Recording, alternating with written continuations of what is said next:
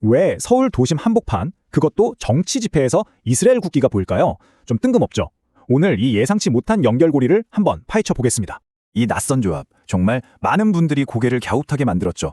도대체 한국의 보수 기독교랑 이스라엘 사이에 무슨 일이 있었던 걸까요? 이걸 이해하려면요, 시간을 좀 거슬러 올라가야 합니다.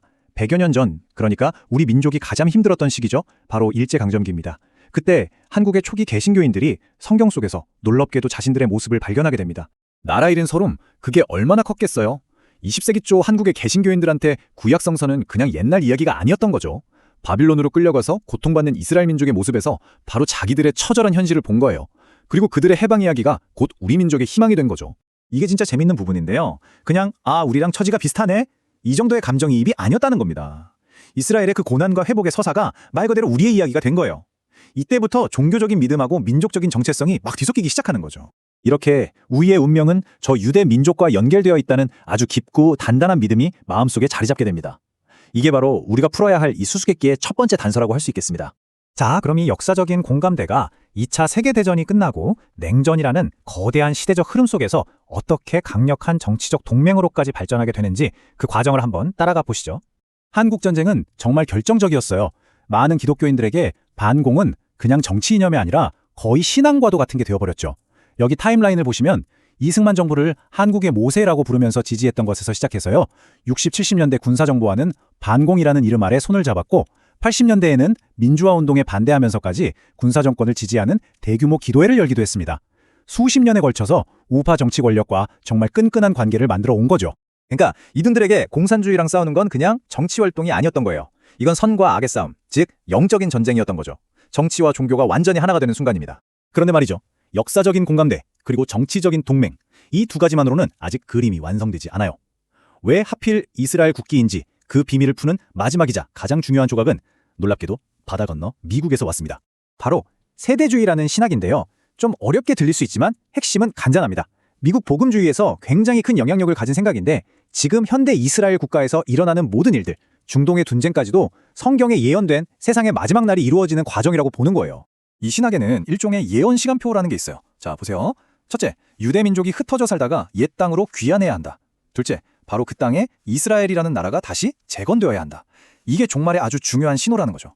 그리고 마지막으로 예루살렘의 성전이 다시 세워지면 이 모든 게 예수의 재림을 위한 길을 닦는 과정이라는 겁니다. 그렇기 때문에 지금의 이스라엘이라는 나라가 존재하고 또 지켜지는 게 신학적으로는 너무나도 중요한 일이 되는 거죠. 바로 이 지점입니다. 그러니까 정치적인 국가, 지금의 이스라엘을 지지하는 게 단순히 한 나라를 응원하는 차원이 아니라 역사를 향한 신의 위대한 계획에 동참하는 거룩한 행위로 여겨지는 거예요. 이게 바로 수천 킬로미터나 떨어진 나라의 국기가 왜 서울시내 한복판에 나타나는지에 대한 가장 직접적인 설명이 됩니다. 그런데 여기서 우리는 아주 근본적인 질문에 부딪히게 됩니다. 바로 이 강력한 정치적 움직임이 정작 이들이 믿고 따른다고 하는 예수의 본래 가르침과는 좀 충돌하는 지점이 있다는 거죠. 그게 뭘까요? 한 집회에서 나온 목사님의 발언을 한번 보시죠. 교육법을 바꿔서 한국을 기독교 국가로 만들겠다. 이건 정말 명확하죠. 국가의 법과 제도를 바꿔서, 즉 세상의 권력을 사용해서 신의 뜻을 이루겠다는 아주 뚜렷한 정치적 목표를 보여주는 겁니다.